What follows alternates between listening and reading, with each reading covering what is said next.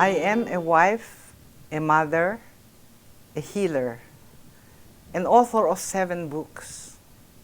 I am a dreamer, a self-styled philosopher, a poet for all seasons. I'm also a giver and a believer that in spite of obstacles and barriers, we can overcome odds if the cause is right, and only if we believe in ourselves and in our God. We may not always attain our objectives in our own time frame, but we'll get there and reap its rewards more than we envisioned and even more than we ever aspired for. I also have realized that serendipity, others call it providential, always played a role for me. These were my thoughts when I first immigrated to America in 1963 at the age of 26 to pursue my medical specialty training. It was at the time, at the height of the Vietnam War, when American doctors were in the battlefields and this country opened its borders to foreign doctors who met the requisites, and I was one of them. This was also my mindset when I arrived in the Tri-Cities 7 years later as the first female ethnic board certified OBGYN in an all-white male-dominated enclave in Washington State. But let me elucidate from the beginning. I am Enriqueta Mayuga, born to Joaquin Cartagena, a doctor pharmacist, and Rosario Vendeville, a pharmacist educator. In 1930, my parents signed a contract with the Philippine government to spearhead the preventive medicine and hygiene aspects in the northernmost town of Cagayan. There were no national highways between Manila and Cagayan at the time. Today, it takes 15 to 18 hours by land to make the trip. So they boarded a ship sailing the dangerous China Sea over 1 month for a 1,000 kilometers through rough weather and tumultuous waves. They were badly shaken and wondered whether they made the right decision. The Philippines was discovered by Ferdinand Magellan under the flagship of Spain. He is given the credit as the first man to circumnavigate the world, even though his crew continued the voyage as he was killed in the Philippines. The Philippines, with more than 7,000 islands, was a colony of Spain for over 350 years and was ruled with an iron fist, making sure that the Filipinos could barely read and write. Ignorance and their divide and conquer schema was their weapon. Finally, in the late 19th century, with the execution of the Philippine foremost national hero, Dr. Jose Rizal, the Philippines declared independence over the archipelago, but still unable to wipe out the Spanish stronghold in Manila. Admiral Dewey of the American Navy, while stationed in Hong Kong, pledged to help root out the remaining Spanish resistance, following consultation with the White House. But this was followed by a betrayal at the Treaty of Paris, when Spain refused to meet with representatives of the revolutionary government. Spain then sold the Philippines for $20 million to America. Truly, it was a stab in the back. The final result was the bloody Filipino-American War, which went on for 2 to 3 years and was met with severe disdain also by sectors of the American public. In the end, the Philippines became a commonwealth, with America promising independence. As a child of war, I was unaware that our island paradise was under siege by the Japanese, I only sensed by the tears of my mother that something was wrong. It was December 8, 1941. December 7, 1941, with American time, when the world was shocked by the Japanese incursion at Pearl Harbor. That very day, Japan also bombed Manila with merciless fury. All that remained were orphans, widows, and rubble. Historians cited Manila as the second most devastated city in World War II. Subsequently, weeks after that, the Japanese dispersed their soldiers in many towns in the Philippines, including my town, Ballesteros. As the soldiers arrived, many of the inhabitants were able to flee in the mountains, including 8 of my family. That left my cousin and my parents among few other families that were unable to escape. My father and I were forced to remain in our home so the soldiers would have access to medical care through my father. A few weeks later, I vividly remember one early morning being ordered by the Japanese soldiers to congregate in the town plaza for an important event. My mother assured me that my cousin and I, if we comply with their demands, will not be harmed. As the American flag was brought down, replaced by the flag of the rising sun, I observed teary-eyed people. I wept along with them. The Japanese officer started speaking with such a commanding voice that it scared me. But the people still clapped on cue, so I clapped as hard as I could. My cousin quietly chided me to quit, and so I did. Years later, I realized that we were acting like robots, since nobody really understood the Japanese language. My parents took great care to shield me, then a 4-year-old, from the atrocities of the war that laid before my eyes.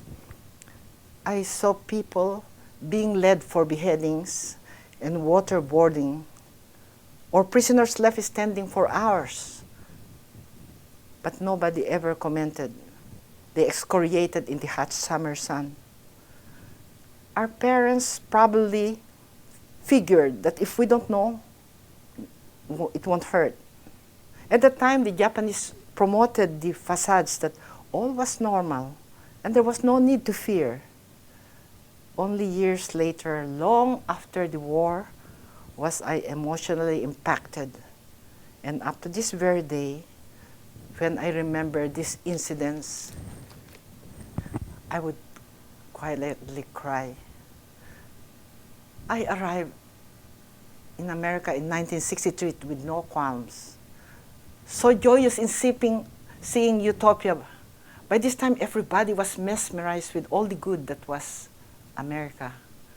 It turned out to be very emotionally difficult years for me. The black-white divide was at its peak. I read in the papers about lynching, dogs being used to disperse the crowd, people on strike, and riots in the South. At times, I was so affected that I could not concentrate on my training. From far away, my mother advised me to just be focused and reminded me about the Philippines' oppression by so many nations, but especially by 3 different nations, 350 years of Spanish rule, a horrific 4 years with Japanese, and a much more benign American occupation of 40 years. She said that I could not correct the situation and I just should concentrate on my specialty training. After all, America did not specifically seek me. I chose to come. She told me that there will always be evil and injustice in this earthly life. We should choose our forum and must be pragmatic, but never lose faith. It was emotionally difficult for me, who vowed back then, even as when I was young, that my first goal was to alleviate the sufferings and pains of humanity as a leader, rather than as a healer. I had to face reality even as I had rejection after rejection in my professional life. I turned to writing, and it empowered me. I chronicled my observations and thoughts. I gained more confidence as I delved further into spirituality. I completed my 7-year medical training with aplomb, arriving in Tri-Cities with a sense of panache. It was a big leap forward mentally for me, and I felt I was at the helm, no longer reduced to scut work or being referred to as an alien, interloper, or outsider. Having been in various states, I learned the majority of the people were kind and welcoming once they know you, and especially if you know how to cook. But sometimes when you feel low, hungry, or penniless, it's easy to indulge in self-pity. I actually did not want to come to Washington State in the beginning, but my husband and I realized too late that we didn't have enough to afford our transportation even by ship. We felt that Washington, Oregon, and California were nearest to the Philippines, at least geographically. 10 years in my practice, I thought I had already proven my case. I served my clientele with passion. From my vantage as an Asian, a woman, a politician's child, a mover, an advocate, and a pioneering physician, I didn't anticipate any more glitches. Then one day in 1980, I received warning that my office and my house were wired with explosives that can go off anytime if I didn't pay the price. I was shocked, stunned, dismayed. You see, in my mind, I thought I already belonged. I thought I was in, that I had been accepted, and the worst of my troubles were behind me. The FBI came and determined it was indeed a true threat. Though it was mollifying to my sensitivity, and it reassured my soul when I learned it was not from a hate group. 4 years later, the case was eventually resolved. This incident brought back memories of the Japanese occupation and the indelible mark it left on me, and cruelty in everything. It deepened my faith in the celestial. And as I look back, I realized that if you live long enough, like 85 years for me and 93 years for my spouse, no matter what, there will always be glitches, sometimes horror. But for every downside, there will be upsides. I say, all men should have inventories of their personal lives, of what we set out to do and what we actually accomplish, an account of goodwill and values retained, as well habits to let go, virtues upheld, and vices overcome, of dreams and loves and joy withheld, courage and peace that were lost but were finally regained. Some of us may have maxi-dreams that did not pan out. Others may have mini goals that have sprouted and grown. Events that have impacted us and defined us, as well as people who have saved us, paved the way for us, who gave more than we credit them for. We all had fancies of our youth that are no longer relevant in our later life, but we also have peace and the wisdom of the ages.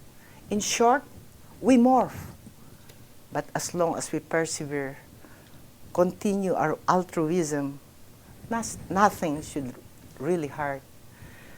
In closing, let me quote a few lines from a poetry book written decades ago, titled, "America is not for all." Why did they think life is good? America is not for all. It's not for the bleeding heart, the meek, the imperfect, the old, the impaired, or the onion skinned. It is a double-edged sword, a dichotomy, a paradise to so many, but a hell to some, and compared this with one of my recent poems, I chose America.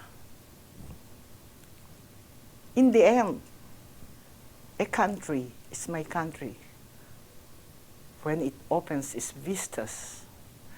A home is my home, where I'm nurtured and welcome. And for those who believe in America, work hard, persevere, and bear the yoke of uncertainty, I say, be a pillar, be a comet, rectify the iniquities, be a torch for peace, for freedom, for humanity. But as for me, I chose America.